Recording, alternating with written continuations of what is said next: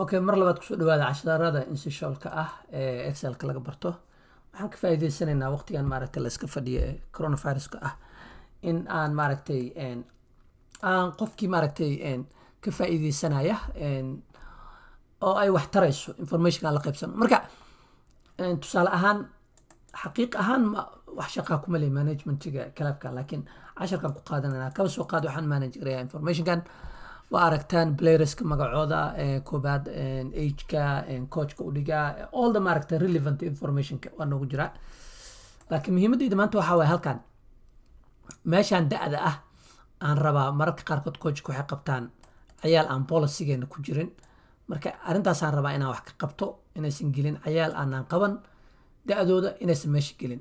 Marka waxaad tegaysaa home tab-ka haddaad joogto data tab-ka tegaysaa meeshaan data tools-ka ay ku jirto halkan waxaa ku jira waxaan la yiraahdaa data validation box-kana ku soo booday any value u leeyahay ma any value ma rabno meeshaas waxaan rabnaa number kaliya inuu galo. Okay, between u leeyahay waxaan qabanaa ugu yar waa 5 waxa ugu weyn 17 ugu weyn. waxaan kaloo ku sii darayaa information aan inta ku qorayaa waxaan leeyahay warning okay da'da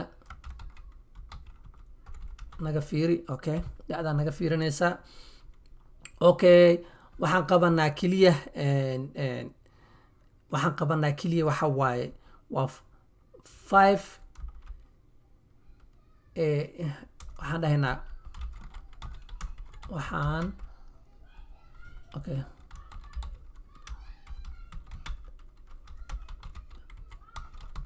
inta u dhaxaysa 5 ilaa iyo 17 jir information saas ka dhig. Okay, waxaan qabanaa inta u dhaxaysa 5 ilaa iyo 17 jir. Okay, dhamar halkan marka dantaan la hawaa gaar tusaale ahaan cunuga la keenay cunugii markii la qoray waxay dhahan cunugan wuxuu jiraa 4 sano 4 years uu geliyay coachka waa ka woonna soo baxa da'da naga fiiri waxaan qabanaa inta u dhaxaysa 5 ilaa iyo 17 jir. markaas wuxuu helay node helay oo maaragtay reminder ah oo xasuusiye markaas uu leeyahay waa ka xumahay cunugaaga 4 jira soo maaha ma qaban karno policy-geena kuma jirto. Okay, kaba soo qaad ninkan waa weynaaday wuxuu noqday 18 jir uu noqday waa bes waa kana marka asagana waa ka baxay systemka oo waxa leeyahay okay wiilkaaga marka waa inaa meel kala geysid hadda 18 uu gaaray marka anaga waa naga baxay maaragtay lama haynayo policy-geena ma aha inaan 17 years wixii ka weyn aan hayno oo kalaabka ku hayno.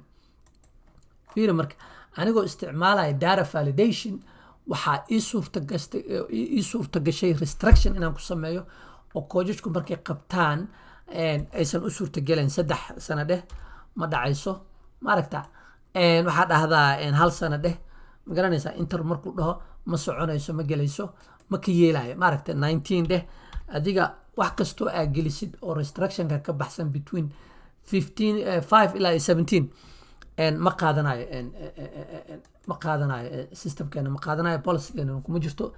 waxaan halkan ku aragnay sida loo isticmaalo data validation oo restriction aad ugu samayn kartid daaradaada waxyaalo badan oo kale tan waa ku samayn kartaa data validation. marka more haddaa rabtid maaragtay observe kare da'da keliya maahan inta maaragtay meesha aad ku qori kartid waxyaalo badan